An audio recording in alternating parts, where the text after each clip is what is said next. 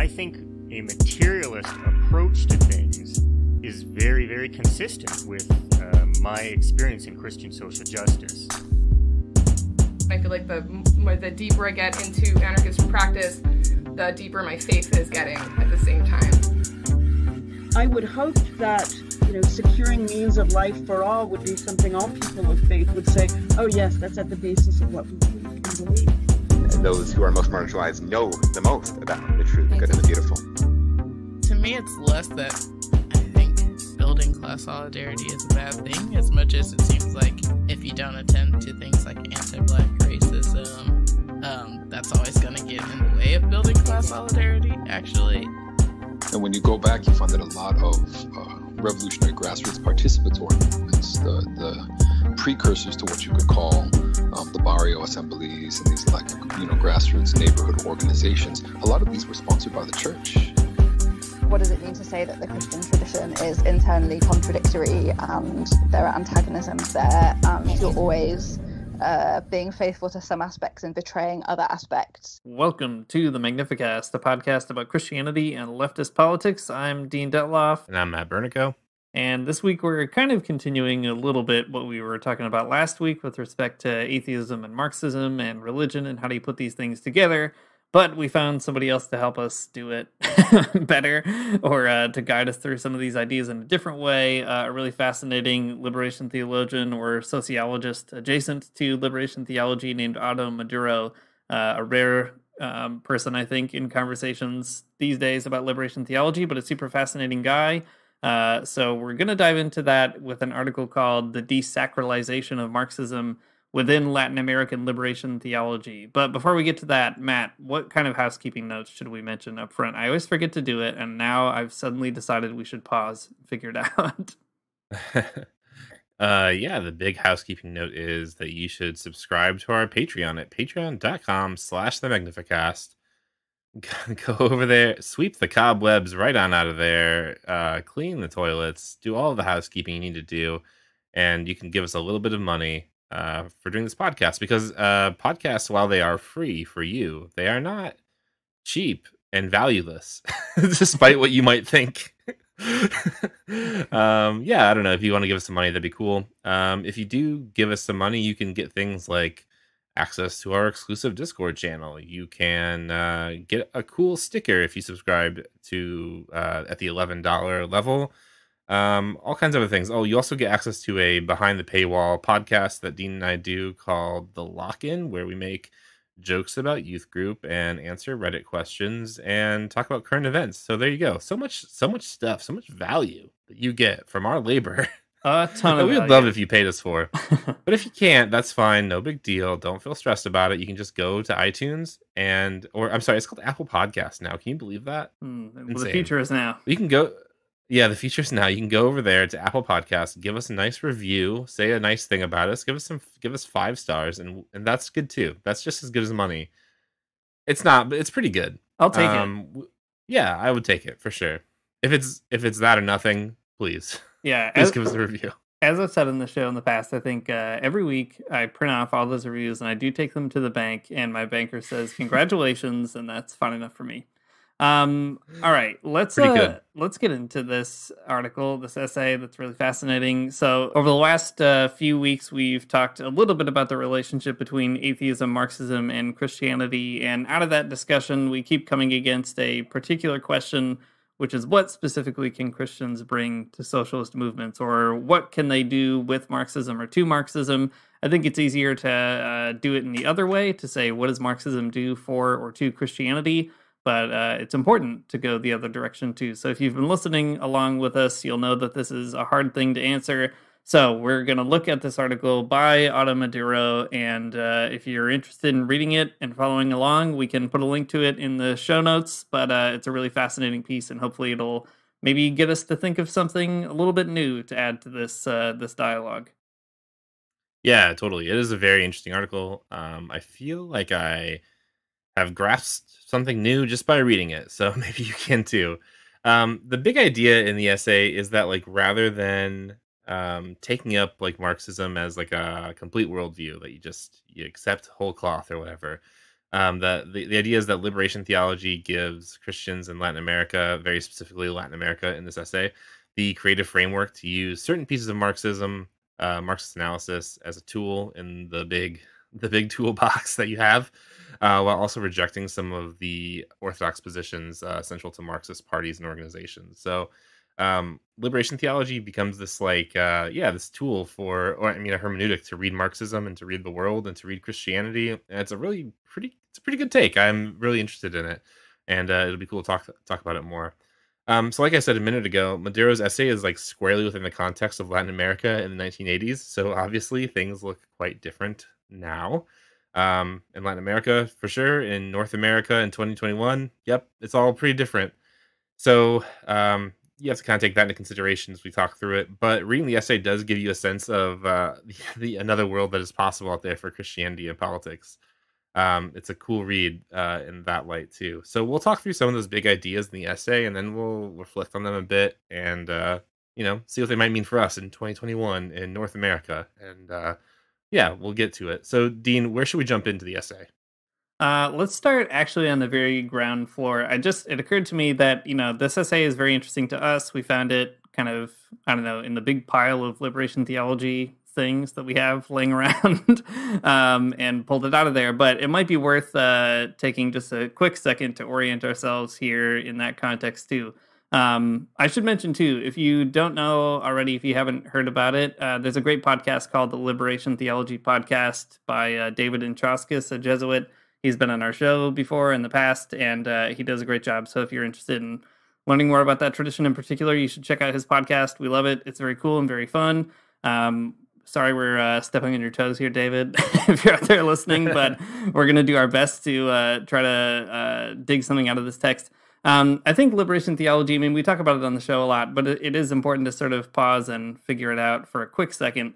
It's a lot of things. It's really diverse. It does not have the same relationship to Marxism all across the wide spans of that tradition, both geographically and chronologically, right? So like different authors have different opinions about Marxism. Different countries have different kinds of opportunities maybe for Christians and Marxists to figure it out in Latin America.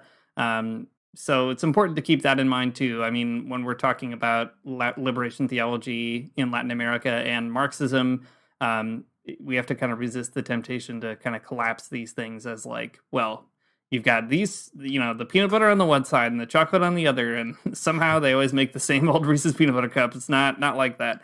I can't think of a better analogy, but I'm sure you can, dear listener. In any case, I think what I love about this essay is Otto Maduro does, though, try to kind of figure out, all right, even taking that diversity into consideration, what is it about the way these two things kind of interact in that diversity, in that plurality, that sheds a little bit of light on both the cultures of Latin America and what it means to think through an experience of oppression and give voice to that in a religious register, and also what it means to sort of see how Marxism does or doesn't find ways of being attentive to that voice in that kind of register. So I appreciate that the most about this essay. So all that to say, I guess the way I'm situating this essay is to say that liberation theology has this really wonderful diversity to it, but we can sort of take it as a whole in some respects, insofar as it does these things or reveals these certain things about the Marxist tradition. Does that seem fair, Matt, as a way of arguing for why it's important to think about this essay? Yeah, I think that's a pretty good way to start us off, at least. I was thinking about it as you're talking. When people talk about liberation theology, especially conservatives, they're always like, "Well, it's religious people sneaking Marxism into religion or whatever." And in this essay, you get kind of a different take on it, right? It's not people sneaking Marxism into Christianity. It's like religious people plundering Marxism for all of the good stuff and then just kind of kicking the rest of it to the curb. It's like it's just such an interesting thing, because this essay shows us that liberation theology ends up being this very flexible, adaptive, and creative outlet that religious people kind of came up with, and they took the best of Marxism and in a very interesting way. It shows you kind of how complicated the discourses can be in a good way. Mm-hmm. Well, let's dive into it with one of my favorite things, a great term or turn of phrase that Maduro talks about. So let's waste no time, get into this essay. Right off the bat, Maduro gives this concept that he calls a de-Satanization, which is a great term. So he says Latin American Liberation Theology has produced a de-Satanization of Marxism. What I want to suggest is that despite, besides, behind, beyond, and over against such influence, presence, and coincidence, there is also within Latin American Liberation Theology an underlying, ongoing, growing process of critique and rejection of tenets of Marxism held as central by most Marxist texts, leaders, and parties in Latin America. So way too many prepositions in here, but don't worry, we'll parse it out.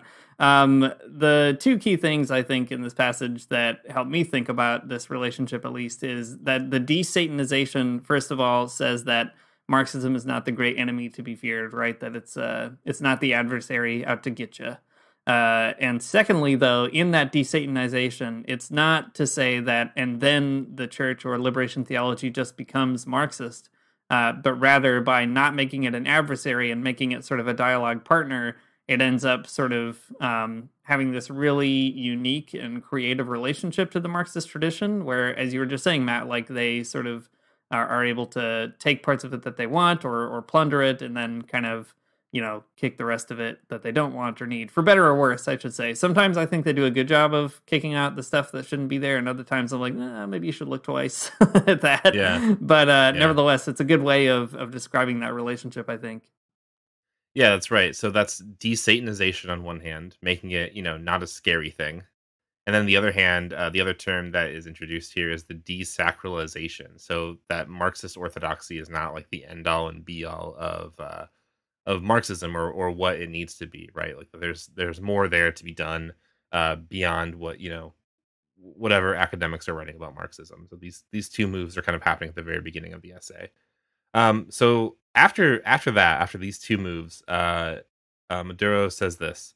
My contention is precisely that Latin American liberation theology has unconsciously exercised an apparently free, almost haphazard plundering of the Marxist traditions, taking from it expressions, symbols, modes of organization, thought, and behavior in ways that vary from one country, region, group, author, and period to another. So again, this is the desacralization move. That listen, Marxism is great. It's we love it. It's a great way to think about the world. It's a great way to think about power. If you want to organize against the powers that be, Marxism is going to be something really helpful that will tell you what to do. But at the same time, it is not that immoral science that has every single answer to every single problem. And some things just won't work in some other situations. The rub between Marxism and religion is something that we've already talked about quite a bit, right? Especially with around the question of atheism, there are problems, there are tensions, and liberation theology has a certain comportment about it that like lets it take some things and reject other things, and kind of finds creative ways to do that. Yeah, I like too that language of it having almost a haphazard relationship to Marxist traditions. I mean, if you pick up a book by a liberation theologian and you read just for the Marxist stuff, which is how I typically read liberation theology texts as a researcher, at least, just trying to figure out, where do things like socialism and Marxism pop up in a book by Boff or Gutierrez or whoever. One thing that at least I'm always struck by is that there's a real comfortability to quote a number of Marxist theorists all in kind of the same, page sometimes, that other Marxists probably wouldn't do. There's this kind of the sectarian divisions that you sometimes get in Marxism sort of melt away because the liberation theologians are interested in, what's on offer across the tradition, rather than saying, well, we're just going to sign up with, I don't know, the Maoists or the revisionists or whatever it might be. I always think about that when I think of like Paulo Freire's Pedagogy of the Oppressed, which I think is kind of in vogue now again, which is really great to see. Freire is like quoting all kinds of people, right? He's quoting popes, he's quoting encyclicals, but he's also quoting Mao, Lenin, and Che, and kind of just like not interested at all in like figuring out which one you should go read the most or something. So there's a real value to that approach. And I think a lot of Marxists have that approach, especially nowadays too. But liberation theology does it in a particular way. Yeah, that's right. On the one hand, it's like a definite strength where you can pick and choose a little bit. You can play fast and loose with some of these folks, and that can be really good, especially I don't know, in diverse situations where you need a lot of different ways of thinking at once. On the other hand, I mean, there are certain drawbacks too, right? Like, the reason that Orthodox Marxism, like Marxism-Leninism or whatever, is popular is because it does provide a real way forward, and sometimes liberation theology doesn't take that way, for better or for worse too. Yeah, I think that's true, and it's an important thing to mention. I mean, uh, sometimes when you read liberation theologians, because they are sort of beset on all sides by people who are, in some cases trying to not just discipline them but kill them, right? In the history of Hmm. Latin America, there's good reason for them to make distinctions and say, look, we're not Marxists on this or that point, or even we wouldn't identify as Marxists at all. And it's not to say that it's just opportunist. I don't think they're doing it just because it's cowardly or anything. I don't mean to imply that, but I guess what I mean is there are both political and kind of theological or doctrinal reasons to kind of make the lines a little sharper or more bold that can sometimes also maybe prevent liberation theologians from wanting to get too close to Marxism on this or that point. I mean, you could cite a bunch of texts maybe where this happens, but I think, we always talk about people like Ernesto Cardenal on this podcast because he has sort of a unique approach here, right? Where he'll borrow from all kinds of Marxist literature and kind of argue for a really strong synthesis. But I think one thing that attracts me to Cardenal as a unique voice among liberation theologians generally is he's somebody who identified as a Marxist explicitly and then tried to put that into practice in the power of being in government, right? Whereas Hmm. other liberation theologians are totally willing to borrow from Marx when it comes to understanding the structure of, class relations under capitalism, but maybe don't want to borrow from Marx when it comes to, I don't know, re-envisioning the economy, or perhaps they kind of soften Marxism and become a bit more of a social democrat type. And again, it's hard to sort of say this with generalizations because everyone is so different. But I guess all that to say is I agree with you, Matt. Sometimes it's a liability to Yeah. maybe hold Marxism at an arm's length. Yeah, totally. I mean, like, I get it. I think I get it from both directions, right? Yeah. Like, on the one hand, there are things in Marxism that you should definitely resist. Like, there are things that don't always work out, that are not good. I mean, Marxism, like other sort of philosophical systems and political theories, they have their own failures, and you should resist those. On the other hand, there's a lot of successes too, so it's just like Hmm. it is sort of a mixed bag. In liberation theology, at least as we see it, kind of interacting with Marxism, this is really interesting. It's framed as something that I think ends up being more powerful than Marxism in some ways. Maduro, kind of talks up its strengths a lot, and that's good. I mean, Maduro's going to give us a lot of that in this essay, so it's good to keep in mind, though, where it kind of falls short, and we can keep pulling those things out. Well, Hmm. on this point, let me read this next quote here, and we can kind of keep talking about it. So Maduro says, I find that Marxism has become a tool within Latin American liberation theology. Certain church groups and individuals with no actual affiliation, loyalty, or allegiance to any properly traditional Marxist agency resort to the symbolic arsenal of Marxism, picking and choosing what seems to further their own, not the Marxists, intra and extra church strategies, regardless. And I think this is the key to assess these processes of what the traditional properly Marxist agencies can do. So the idea here is exactly what we're saying, right? The liberation theology in Latin America during this time allows church groups, individuals, Christian-based communities, all of these kind of folks to pick up pieces of Marxism, to use them, but like sometimes symbolically, sometimes analytically, sometimes politically. But it's not necessarily in the best interest of Marxists that they're doing this. It's not necessarily to like even do like Marxist politics. So you can kind of see that tension, right? Like where on the one hand, this is very interesting and good. It's a way that people through liberation theology are understanding the world in a more deep way. But also it's not like they're actually always engaged in like a struggle against capitalism, or if they are, it might not look the same way it would for Marxists. There's just a lot of wiggle room here, a lot of sort of like play, and I think that's interesting. And like we've been saying this time here, sometimes a benefit and sometimes to his own detriment. Hmm. Yeah, one thing to add here too. thinking about another person who draws a sort of sociological analysis of liberation theology into his study is a guy named Michael Lowy, who we've talked about on the show before. He's a Brazilian Marxist theorist. He has this book called The War of Gods, where he makes a distinction between what he calls liberation theology and liberationist Christianity. And Maduro doesn't seem to have that same distinction working here, or at least it doesn't show up the same way. But it's useful because what Lowy is trying to do is say there's a kind of formalized theological community, let's say, right? Like people who are theologians, people who write books and think very hard about all this stuff. And they formalize it in the academy or in ecclesial structures, whatever it might be. It has a sort of identifiable relationship to professional theology. And I think as far as that goes, Maduro is totally right that liberation theologians do sort of have this kind of free associative relationship to Marxism, for better and for worse. But liberationist Christianity actually has an even more complicated relationship, because Lowy is always saying you have the theologians codifying things on the one hand, but you also have this much bigger kind of mass of Christians who are just out there in the world on the other hand.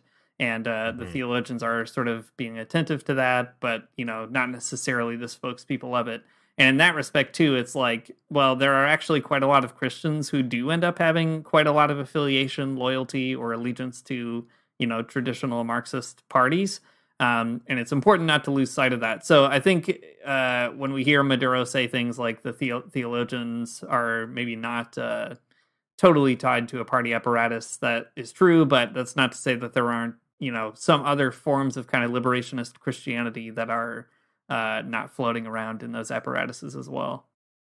Yeah, that's right. It's a good reminder. Just again, the situation is so complex that we can find, exception to a lot of these things. Yeah, I think so. But nevertheless, not to take away from the insight, I think it's very good. It's just like, you wouldn't want to go away with the impression that, there just aren't Marxists and communist parties in whatever, Brazil or something. Right, Yeah. Well, kind of maybe picking up on some threads we were talking about in the last episode on atheism, I think that this is where Maduro's essay actually really helps, is where he's trying to figure out kind of what Marxism's blind spots might be that liberation theology challenges or shows or reveals. And one of them is definitely with respect to the inferiority of religion, or perceived inferiority. So, for example, Maduro says, Marxism, as it is predominantly understood by most Marxist organizations, authors, and leaders in Latin America, views religion as intellectually and historically inferior to other forms of human knowledge and action.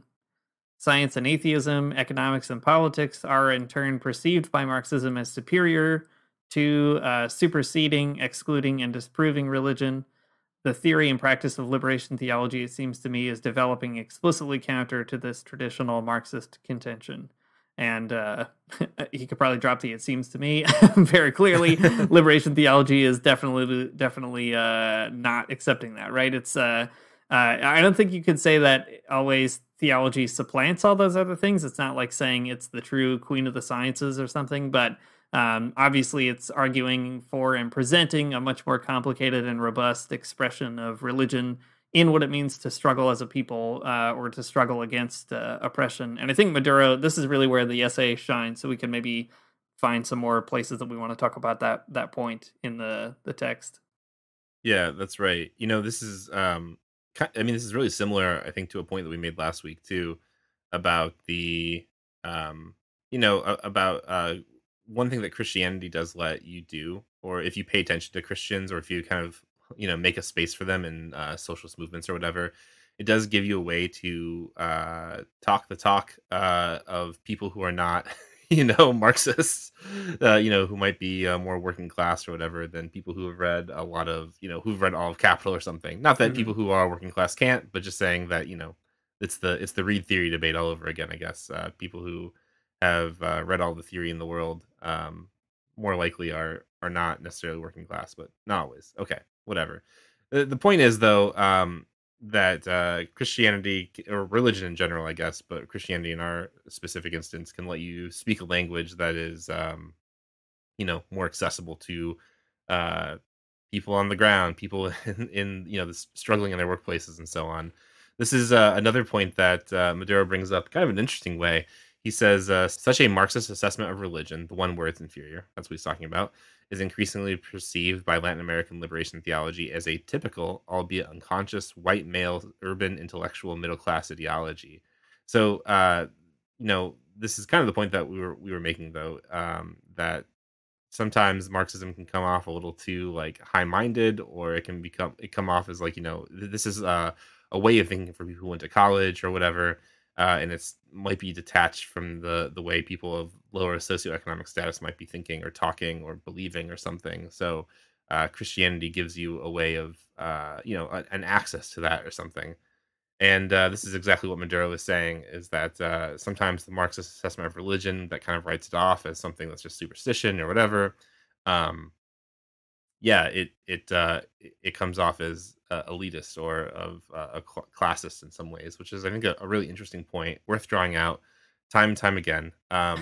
It's such a it's such an interesting thing because this is probably still something true for people in the United States, but it is very different. Rather than rather than people who are like working class in the United States, having some kind of familiarity with Catholicism or whatever, maybe the language that Marxists or leftists speak is something more evangelical or something. I don't know, but it's definitely a different context. Yeah, it is a different context for sure, but important too to see what is being said, I guess, or what's being revealed in a more general way from that context as well. Like one thing Maduro goes on to say that kind of reinforces the bit by Cornel West that we were talking about in the last episode. He says religion is experienced as the traditional environment, as it were, of the life of the oppressed. And it is also from within religion, with the challenges, tensions, and changes that are inevitable in such efforts, that takes place the struggle against oppression. And he goes on to add, what liberation theology is often doing is precisely fostering and reinforcing the religious creativity, initiative, and autonomy of the oppressed, thereby contributing to empower them symbolically and materially in their struggle against oppression. And I think that's an important piece of this too, that like in Latin America, where you might have kind of a thickly Catholic society, or even underneath that, right, surviving indigenous practices or thriving indigenous practices, or I don't know, Afro-Caribbean religious expressions, for example, lots of other stuff going on.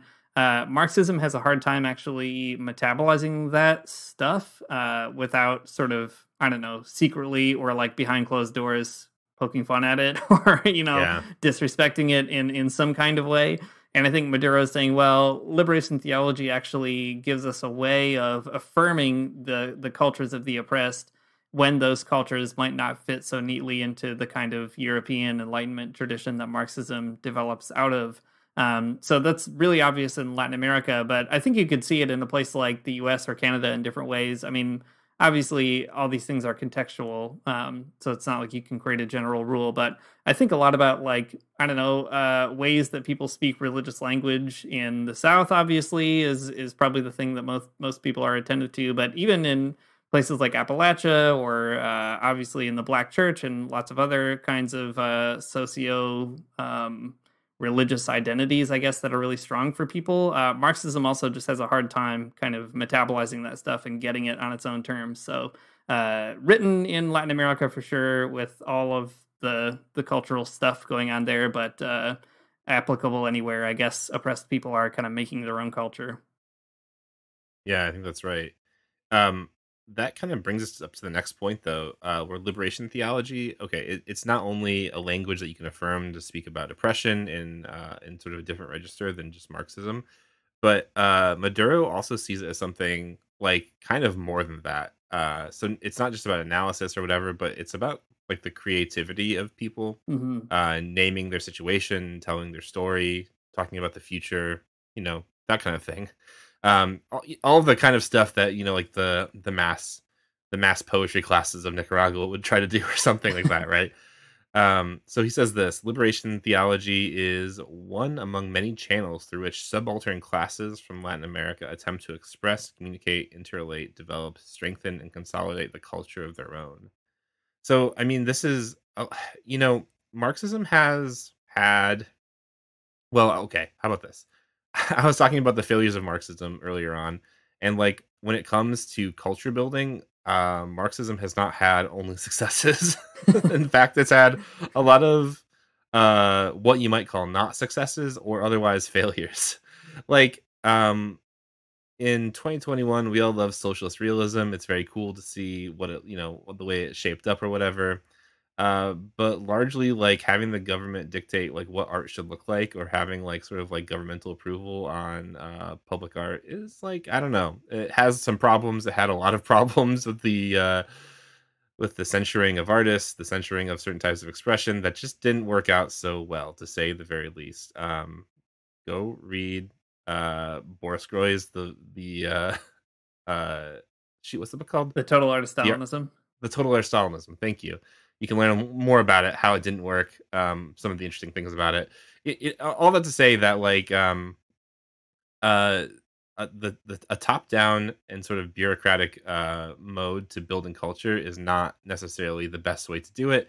And liberation theology, I think, is good proof positive to the contrary. Right, the way that people from the bottom up might talk about themselves in their own language, but still addressing, I think, like the actual concerns that Marxists might bring up. Yeah, well, you mentioned the poetry workshops in Nicaragua. I think that's actually a really good way of marking the difference here a bit. You know, one of the things that I find so fascinating about the Sandinista experiment is that it would be wrong to say that the Sandinista government just was liberation theology in power. Sometimes people talk about it that way. That is wrong, I think. But I think that you can say, though, that it is very, very clearly a revolution that is shot through with liberation theology that is unthinkable without the contributions of liberation theology. And the arts are probably one of the biggest places where that's the most obvious, given that Cardinal had the reins, basically, when it came to the artistic development of the country as Minister of Culture. And this is somebody who, as a priest, is thinking very carefully about how to cultivate a certain artistic consciousness. And I mean, we've talked about this a long time ago on the show, but there are some interviews with Cardinal where he himself is asked questions about socialist realism and other kinds of things. And he basically says, I don't know, look, like that's what they're doing, I guess, but that's just like not going to work here.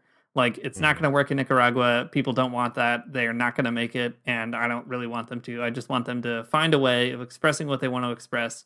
And, you know, I think that is a real... It's part of Cardinal's own experience as an artist, of course, but I think it's also part of basically what Maduro is saying, that liberation theology has this sense that we need to be able to find a way to empower oppressed peoples to find their own language, their own means of expression. And liberation theology itself is one of those means of expression. So it's cool to kind of read the theological tradition in that kind of vein of being, I don't know, a creative output, I guess, of oppressed peoples. Yeah, I think so. It's definitely, I mean, that's not the first thing that came to mind, I think, when I think of liberation theology, but I think it's very interesting to see it read through that lens here. It's a pretty good case. I'm really, I think, won over by it now. Now that I'm seeing it put together in this particular way, I think it's pretty good. Well, okay, one more blurb on this point, maybe from Maduro. He says, to begin with, most Marxist groups tend to assume Western written academic prose as the paradigm for cultural expression, relegating other forms of cultural expression more familiar to the oppressed classes, especially in the third world, like music, poetry, and storytelling, and religion, to a secondary place. I mean, this is kind of what we're saying, just really explicitly here. In academia, I mean, in the West, in North America, you know, when it comes to like what it means to know something, what it means to know something is to collect data, to know it through sort of scientific means, to write a paper about it, to get it peer reviewed or whatever, or you know, some such thing. That's like academic knowledge. And like I think that a lot of Marxism is kind of filtered through that particular lens, the academic lens, and that is too bad. So I think that this correction that liberation theology might give is a really good one that people should really pay attention to a lot more. That storytelling, that art, that cultural expression is really important. Probably just as, if not more, than, you know, writing a big treatise about, I don't know, however dialectics work or something.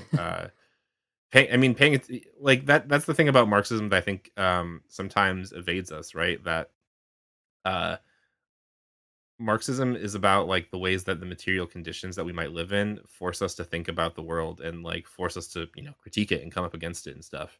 So it's not just that that's going to happen whether you're writing an academic treatise on Hegel or whatever, or if you're like in the thick of it, you're a worker in the field or something or in a factory, like you're gonna end up with these thoughts just because of the ways that you're forced to think them. You're forced to think like, why is it that I'm working here? Why is it that my boss gets this much money and I don't, or whatever? Why is it that the relations of labor are as such? It's important to think that just because you can't write a treatise about it and get it published in some journal, that your expression, your experience, your story is still like important and worth telling. I think that's a really good lesson that you can at least take away from this. Yeah, I will say a little bit in defense of Marxism, though. I think that I mean, this essay comes from a particular context, so it could just be that I'm missing that myself and maybe not seeing the kind of Marxism that Maduro is engaged with. But at least in my own experience as a person who was born after this essay was written and in a very different part of the world, I guess I've always encountered Marxism first and foremost through cultural products, actually, and then kind of only secondarily, really later on in a more analytic way. Like listening to, I don't know, Marxist music or seeing a film that has a certain Marxist critique. I guess it's true that, like, I can't really point to a Communist Party film that was made in whatever, like after the 60s that was really compelling or something. But nevertheless, I guess, there's a whole kind of range of like poetry and theater and artistic works that do have value in the Marxist tradition. But nevertheless, like that Cornel West point that we talked about last time says, at the end of the day, it took a long time for Marxists to come around to the idea that culture had a lot of meaningful things to say. And then, for whatever reason, a lot of those same Marxists didn't really get around to considering religion as part of that complicated cultural domain, like literature or film or poetry. So I think that's a fair point for sure. But I don't know. I guess maybe it's just striking my Marxist side a little too sensitively. But I'm just like, but I know all these cool Marxist poets, so I don't know, man. Yeah, that's true. I think what you're saying is right. I mean, a lot of those things are okay. I mean, there are plenty of great Marxist poets from Latin America. But in the United States, we have all these great songs, like all of like the good labor songs that have this like sort of good Marxist logic to them. Those are great, for sure. But like, when you get in the thick of organizing though, and there's like that one nerd that pipes up about like whatever extremely in the weeds Marxist point, and they like devalue, I don't know, the experiences of real people. Mm-hmm. It happens. Mm-hmm. I guess is all I'm trying to say. For sure. Marxism has definitely cultural value and has done things. I don't want to write it off, I guess. You're right. On the other hand, it does have a tendency to like override the importance of other things. That's true. Like cultural knowledges and stuff. But I don't know. There's some nuance there to it for sure. Before we I mean, we can kind of come to the conclusion here of the essay in a minute, and we can talk about it.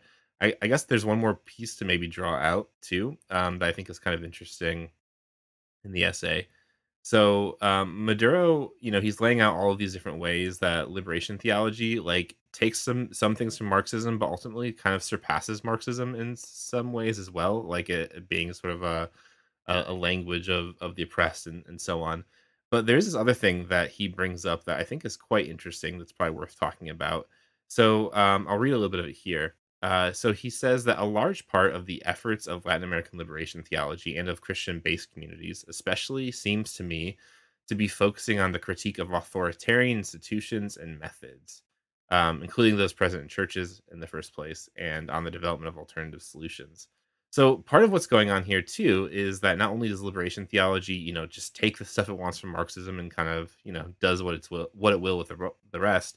He's also saying too that Latin American liberation theology and the movement of Christian-based communities, that whole thing, is also exercises a certain type of suspicion and criticism towards the authoritarian institutions that you might recognize or you might associate with certain types of Marxist parties or organs or whatever, like an orthodox like Stalinism or something. They're suspicious of that kind of thing, and probably for the best. But it is kind of an interesting thing that he works through. So throughout this section of the essay, he mentions some of the alternative solutions that that liberation theology kind of picks up in response to the perhaps authoritarianness of some Marxists. And he says that they mostly rely on Freire's pedagogy of the oppressed, interestingly enough, which is, I mean, cool. So he says that they can be characterized along the lines of a few traits, and he kind of talks through each of them. But the traits that he mentions are horizontality, the encouraged participation of people, members, constituencies, whatever, shared leadership, and critical reflection. So it is important to recognize here too that in Christian-based communities, in the in some communities of liberation theology, one of the things that they are definitely rejecting are certain types of Marxist formations, of democratic centralism. In some cases, I guess probably not.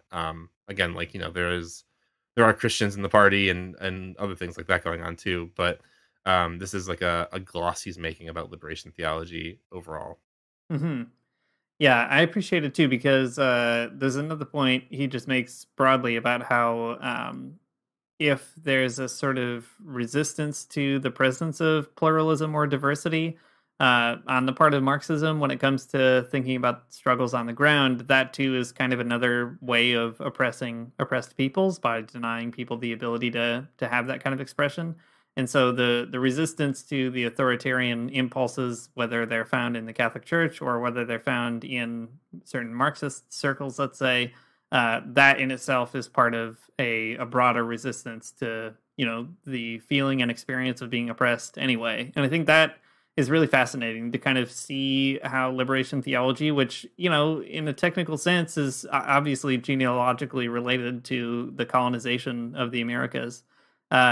Nevertheless, it gets kind of retooled or fashioned into a weapon against those kinds of structures, always in process, obviously, and never perfectly, but in ways that kind of do become, uniquely creative projects of that particular part of the world. And that's a strength of the essay, too, of just being like, Marxism has its thing to say, and liberation theologians want it as far as they think it's good.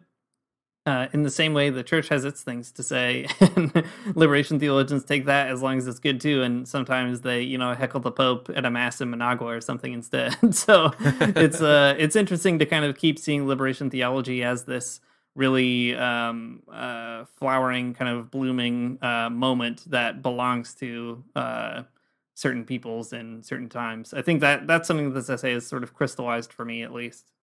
Mm-hmm. Yeah, that's right. Another place in the essay, I'm going to keep going to quote the essay.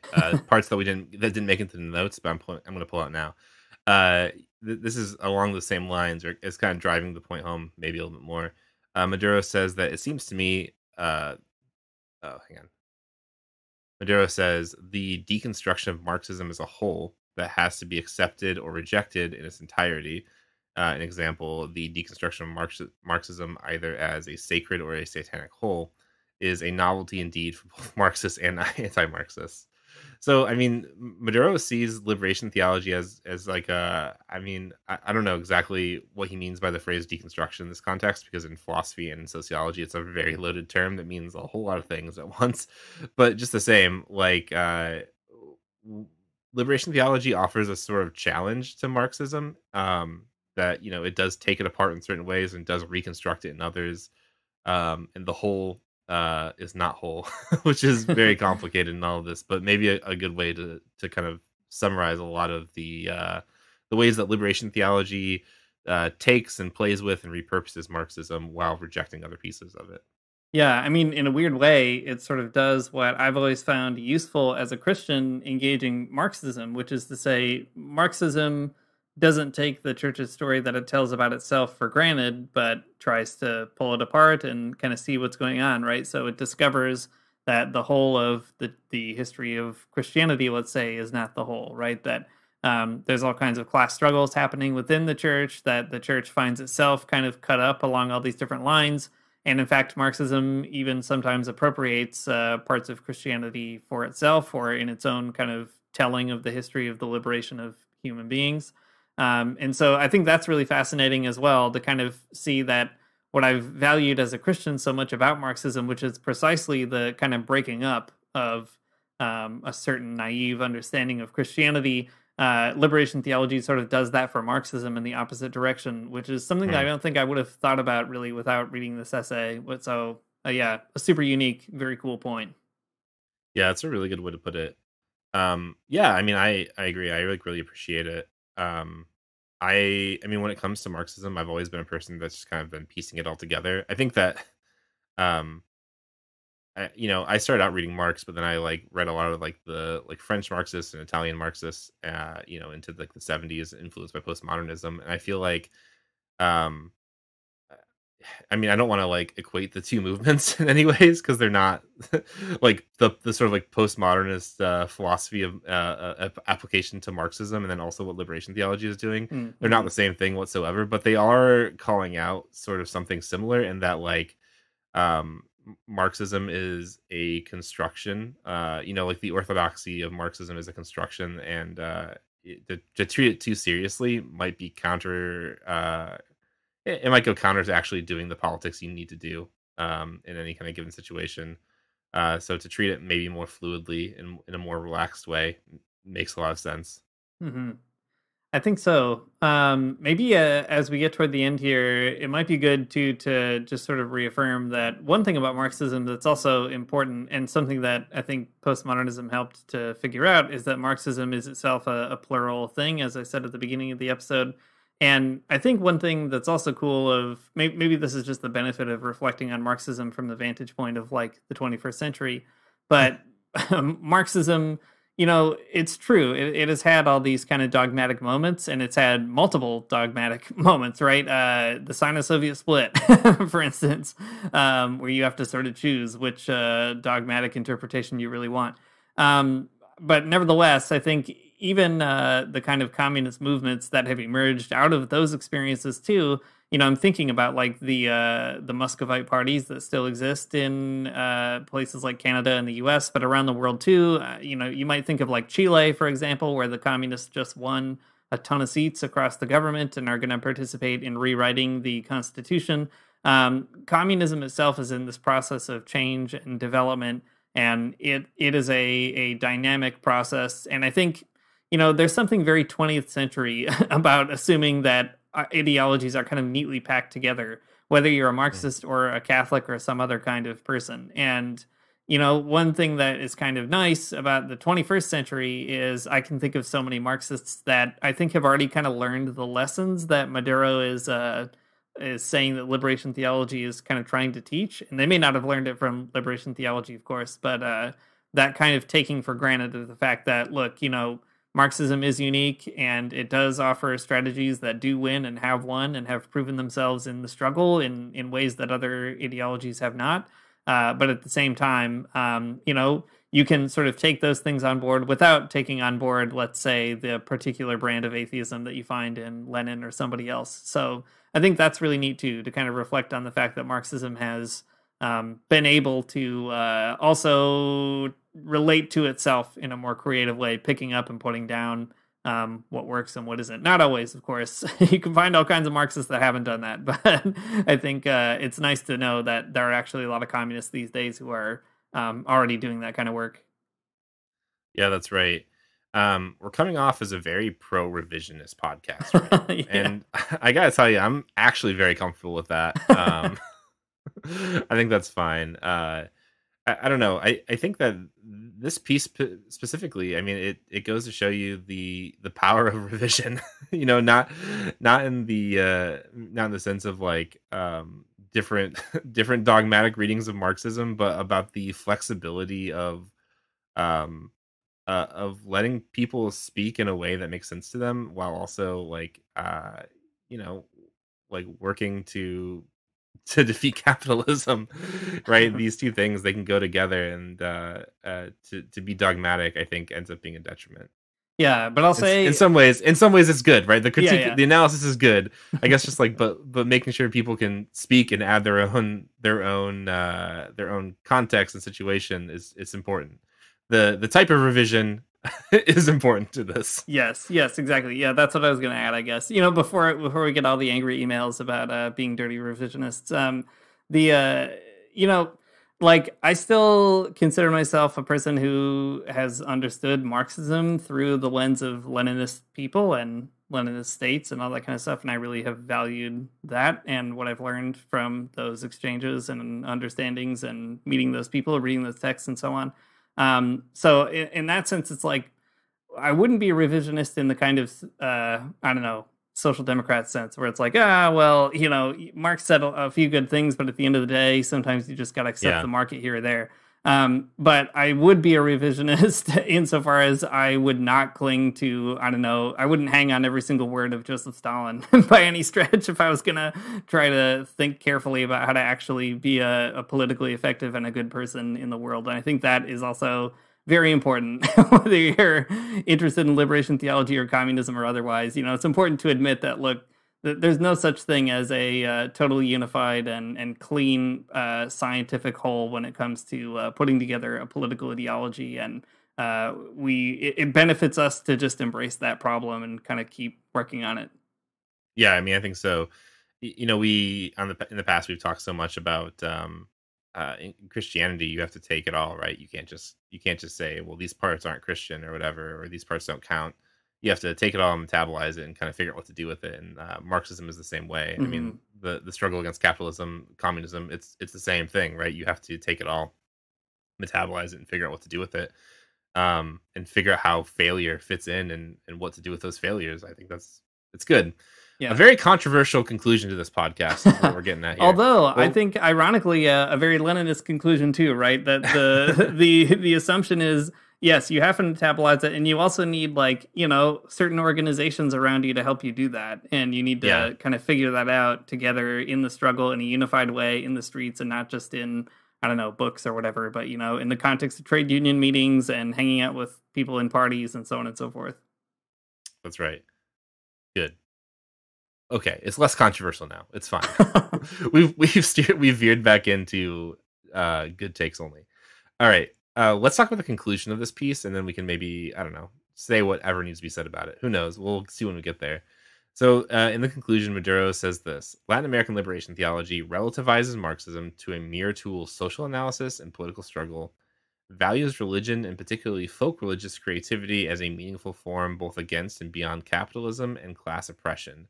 It stresses the need to acknowledge and promote the manifold cultural creativity of the oppressed. It rejects the historical determinism and authoritarianism as contrary to the liberation of the oppressed. And finally, it stimulates the multidimensional character of the Christian-based communities. So that's it. That's what he thinks that Latin American Liberation Theology does to Marxism and how it treats it. Not as like a sacred text, not as something that's like smuggling into church and now surprise you're all Bolsheviks, but instead something that you know, oppressed cultures are critically engaging with, adding to, and changing, and then like figuring out, you know, in their own particular ways. I think it's a really helpful account of liberation theology, right? I mean, on the one hand, you know, you don't want to listen to conservatives who are just going to tell you that liberation theology is a way that communists infiltrated the church. On the other hand, you don't want to listen to, I mean, I don't know, Marxists who tell the same story, but like say that it's good, right? But it's something different. It's something different altogether. It's a way to kind of riff off of Marxism and Christianity and do something a little bit different. Yeah, I think that's right. And I mean, one thing that just kind of, I was thinking about reading this, but I felt like it didn't make sense to say at the beginning, but maybe it makes sense to say now, is the diversity of liberation theology too kind of encourages a way of reviewing how Christianity and liberation theology sort of engage Marxism in different registers too. Like, you know, we've talked before with Maria a million years ago about that essay James Cone wrote, the Black Church and Marxism, or Marxism and the Black Church. I forget the exact title, but Yeah, one of those two. But there you get also an engagement with Marxism, but from a very different context with very different concerns and so on and so forth. And you could say the same about, other liberation theologies, feminist theologies, queer theologies, all these different theological modes that engage Marxism in particular ways with particular interests, even though they're not in, like Maduro is talking about Latin American Liberation Theology specifically. But I think the kind of specificity that line of questioning opens also encourages us to look at other liberation theologies and kind of be like, all right, well, what are they doing with Marxism? I think they do kind of reveal much the same things that he says here, but the way they reveal it is different. And as a result, the conclusions are going to have different efficacy or a different sort of hue to them. And so all that to say, there's a lot to kind of keep on thinking about with respect to how a variety of liberation theologies outside of Latin America as well kind of shed light on this issue of borrowing and using Marxism. Yeah, I think so. It's a really helpful essay, I think, in that it does provide a really good account of the situation of the way liberation theology works, and some bigger points too about Marxism and maybe and the way it actually exists, rather than just being an orthodox block that you either accept or don't or something. I really appreciate all of that. It's a helpful way to think about stuff. Yeah. Well, there you have it, folks. Liberation theology, guess what? It's good. Marxism, still good, as long as you can think about it in a healthy way. Healthy is the adjective I'm going to use, I guess. Probably not the best one either, but I'll save that for the episode on Foucault. All right. Thanks, everybody, for listening to this podcast. Once again, if you like what you heard, you can find us on Patreon at patreon.com/the Magnificast and toss us a couple of bucks if you have the ability. Our music is by Amaria Armstrong. Our outro is by The Illogical Spoon, and we'll see you next week.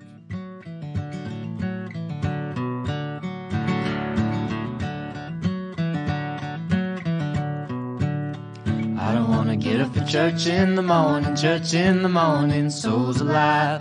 Heaven come to earth and there won't be no church. We'll meet down by the riverside.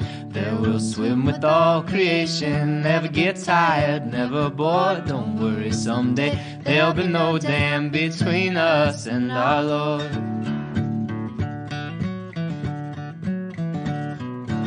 Jackson, you keep your hoods up. Keep your hoods up and you stay up late. In Jackson, you keep your hoods up. Well, you keep your hoods up and you stay up late. Oh, don't mind a cold night, but we might mind if you leave too soon. So come on now, it's still early. At least I would have.